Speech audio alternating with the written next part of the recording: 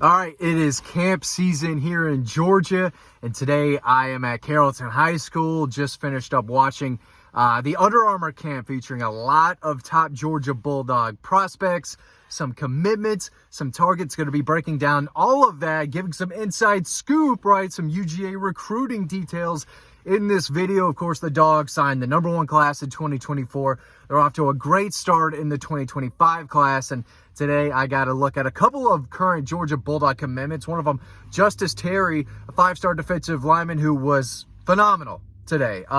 He looks the part physically, but he is the real deal. Quick off the line, won, I think, every one-on-one rep that he had. I think he lost maybe one, but runs well. Showed in drills his quickness for his size, his burst, acceleration. Showed off a little bit of a swim move in one-on-ones that he beat the opposing tackle with, but size, strength, quickness, this guy has it all. He's one of the best prospects in the South and across the country, really. He said Alabama's coming on hard. He wants to get a look at that Alabama coaching staff, and he basically said Alabama's #2 right now. They'll probably get an official visit. I think he'll take one to Oregon, maybe a few other schools. But he told me that, hey, Georgia's recruiting me like I'm not committed. They keep coming after me, doing everything they can to keep me on board. And I think he is a solid Georgia commit, but he had a lot of good things to say about Alabama and some other schools. Nice kid, so he's going to say the right things. But I do expect him to give Alabama a long look. But at the end of the day, I think it's going to take a lot for Alabama or really anyone else to flip him away from Georgia. Was not able to speak with Ethan Barber today, but I did watch him catch passes. He is really crisp for a tight end. A little undersized, about 6'3", about 215, 220. But he is a playmaker. He is a pass catcher. He is a crisp route runner for his size. He can get open. He can break tackles after the catch. He's just a natural. He moves well. He catches the ball. He's very dependable in the passing game.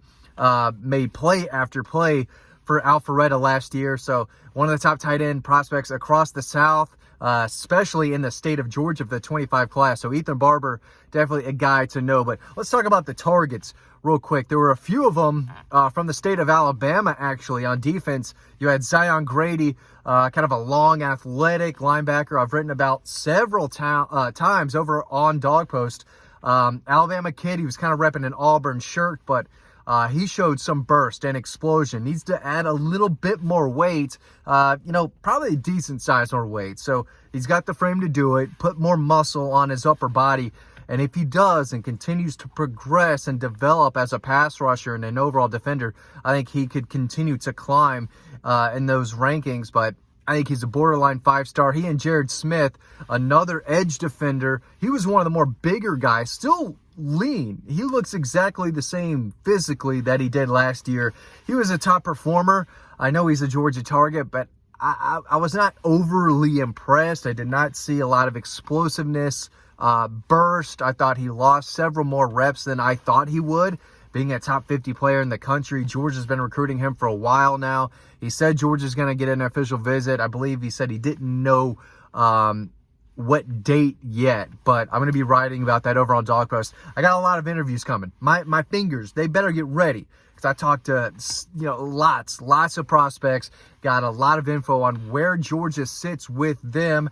Some guys in the 25 class, 26 class. So if you're watching this, make sure you head over to Dawg Post to read the stories that I currently have up on the website and more that I'm going to be writing this week. So I got a lot of updates I still have to do. I don't know which one I'm starting with as I'm talking about this, but we saw Julian Lewis throw the ball. I was not able to speak with him because I've got to leave a little early.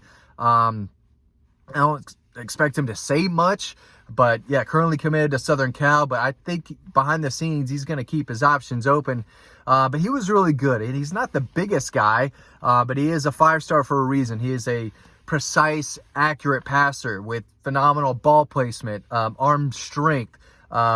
He plays with a high IQ. He knows what he's doing. He gets the ball out quickly. There's a lot to like about him as a player. He's just not 6'4", 6'5", 190, 200 pounds. But he is mobile and can throw. Other guys are Maurice Gleaton is a track star at Langston Hughes. I don't know if Georgia will continue to go the track star route as far as receivers go. Hasn't really worked with Arian Smith. I know he's made some big plays, including the one against Ohio State. So he's had a moment or three, but over 4 years, I don't think that project has really turned into the receiver they thought he could be.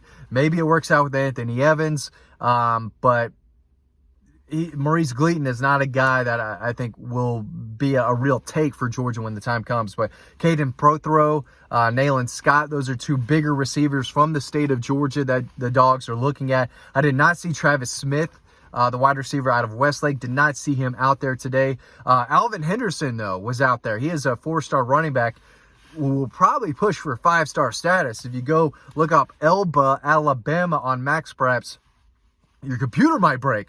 So apparently, the folks at Max Preps who put his numbers together said that he's rushing for 300 yards a game, 5 touchdowns a game. I mean, he put up video game-like numbers in Alabama this past year. Had a lot of good things to say about Kirby Smart, Del McGee, and the Dogs. That's a story that I've got to write. But just speaking with him, it feels like Florida State and Auburn were the two teams out in front. Hugh Freeze doing a very good job of he's always been a good recruiter, whether he's throwing money at some kids illegally or legally now. Hugh Freeze is going to get some guys. So they are going to land some 4 and 5 stars out there. I'm not saying it's just NIL related, but it's a big reason why. But yeah,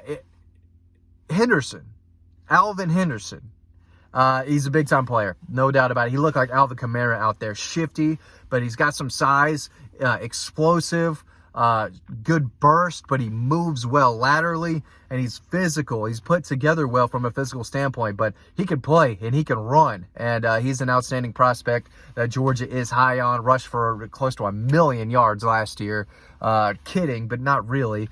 So he's a big deal. On the offensive line, it was a weaker group out there. Travaris Dice is a tackle out of Langston Hughes that really impressed, that doesn't have a ton of offers. But Juan Gaston Jr. out of Westlake, he might have been the biggest name there. Definitely the biggest body. He's like 6'8", 350. I think he might need to lose a little bit of weight. But he's a multi-sport star out of Westlake, plays basketball. I don't know how you defend him in the low post or in the paint. Just a big guy who still needs to transform his body a little bit, but he was really the only offensive lineman I had my eye on. Alex Payne is a lean offensive tackle out of Gainesville High School. I believe he's committed to North Carolina. But there were some guys. There was a kid from Mississippi who really stood out today on the offensive line.